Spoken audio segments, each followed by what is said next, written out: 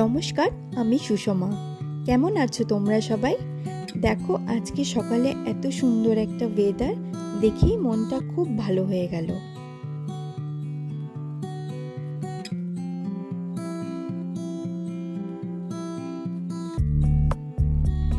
আর দেখো, এদিকে আমার বরমশাই অনেকক্ষণ ডেকে ডেকে ঘুম থেকে তো তুললাম, কিন্তু বিছানা থেকে আর উঠছে না।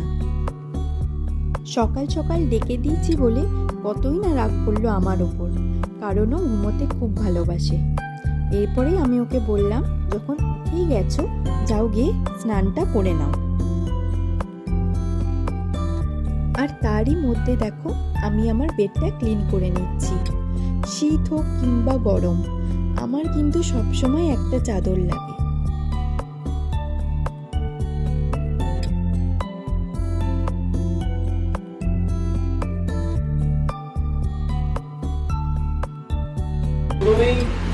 তাকাও একবার, কি করছো?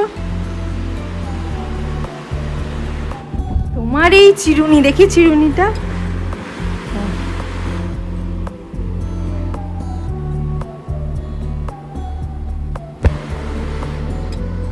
ও রেডি হয়ে গেছে পাম্পে বেরোবে বলে।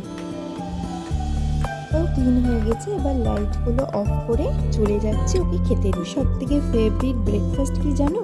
মুড়ি আর আলুর তরকারি। ওর বলে না, আমার শ্বশুর বাড়িতে বর্ধমানে সবার মুড়ি খেতে খুব ভালো লাগে। তার সাথে যদি চপ হয় তাহলে তো আর কোনো কথাই নয়। এরপর ওর হাতে জলের বোতলটা দিলাম আর আমাকে টাটা করে বেরিয়ে পড়লো।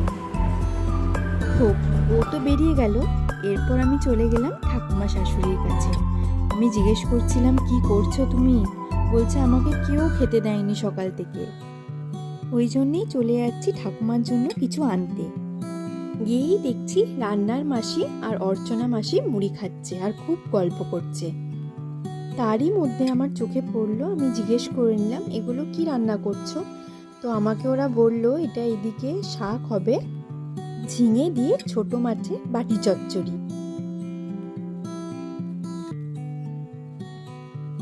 ওই জন্য তোমাদের সাথে শেয়ার করে নিচ্ছি আজকে আমাদের লাঞ্চে কি কি রান্না হলো। এদিকে 5 মেশালি সবজি রান্না হচ্ছিল, আর এটা হলো বাবার জন্য করলা, পাতলা পাতলা করে মসুরির ডাল, আর এটা ছিল 5 মেশালি সবজি।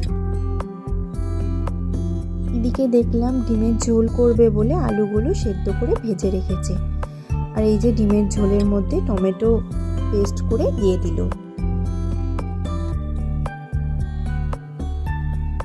আর ডিমগুলোর অবস্থা দেখো, সব ডিমগুলো ছাড়াতে গিয়ে সব ডিমগুলো ভেঙে পড়ে যাচ্ছে। আর এটা ছিল আলু ঝিঙে দিয়ে ছোট মাছের চচ্চড়ি, খেতে কিন্তু দারুণ হয়েছিল। নিচে নেমে আসতেই দেখলাম ঝমঝম করে বৃষ্টি পড়ছে। খুব ভাল লাগে আমার বৃষ্টি, কি সুন্দর বলো তো ওয়েদারটা। লাঞ্চ করে উঠেই দেখলাম মা আর জেঠিমা মিলে শাড়িগুলো দেখছে।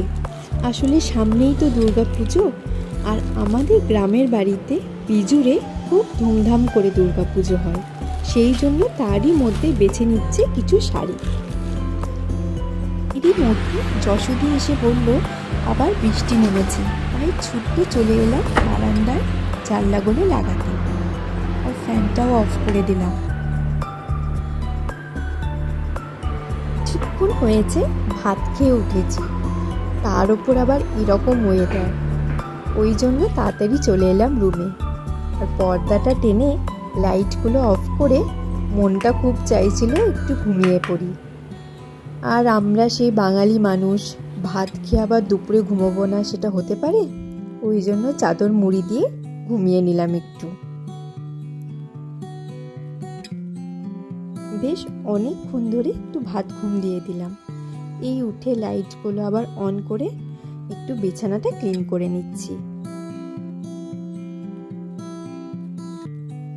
হঠাৎ মনে পড়ে গেল, দুপুরবেলা তো রান্নাঘরে চিকেনটা ম্যারিনেট করে রেখেছিলাম একটু নুন, আদা বাটা, রসুন বাটা দিয়ে, তো সেটাই বানাতে চলে গেলাম। এখানে পেঁয়াজ কুচি করে রেখেছিলাম, একটু আদা কুচি, একটু রসুন কুচি, দুটো কাঁচা লঙ্কা আর একটু গোলমরিচ গুঁড়ো।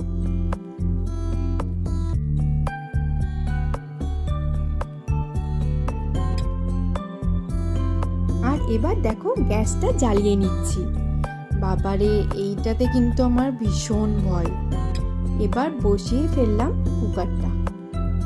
জলটা পুরোটা শুকিয়ে এলে এবার আমি দিয়ে দেব এর মধ্যে জাস্ট 3 থেকে 4 ফোঁটা তেল। তোমরা দেখতেই পাবে এই রান্নাটা কিন্তু এইটুকু তেলেই হবে, খেতে কিন্তু খুব টেস্টি। এটা গরম হয়ে গেল, এবার পেঁয়াজ দিয়ে ওটার মধ্যে নাড়াচাড়া করে নিচ্ছি। পেঁয়াজটা বেশ একটু যখন লাল লাল করে ভাজা হয়ে যাবে হালকা, তখন আমি এর মধ্যে দিয়ে দেব আদা কুচি।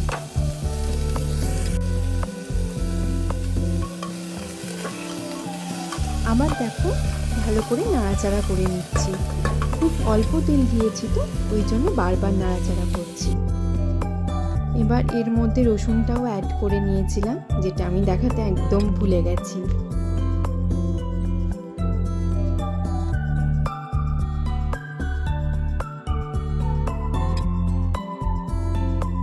এরই মধ্যে দেখো এবার দুটো কাঁচা লঙ্কা অ্যাড করে দিলাম। এবার নাড়াচাড়া করে নিয়ে ম্যারিনেট করা চিকেনটা দিয়ে দিচ্ছি। আর নাড়াচাড়াটা একটু বেশি করতে হচ্ছে, কারণ যেহেতু আমি তেল দিইনি ওই জন্য যাতে তলা না লেগে যায়, ওই জন্য বারবার করে নেড়ে নিচ্ছিলাম।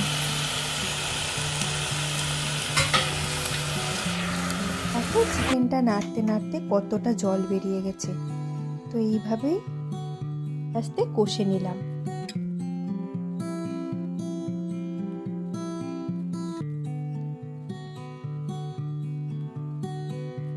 ওপর থেকে দিয়ে দিচ্ছি গোলমরিচ গুঁড়োটা।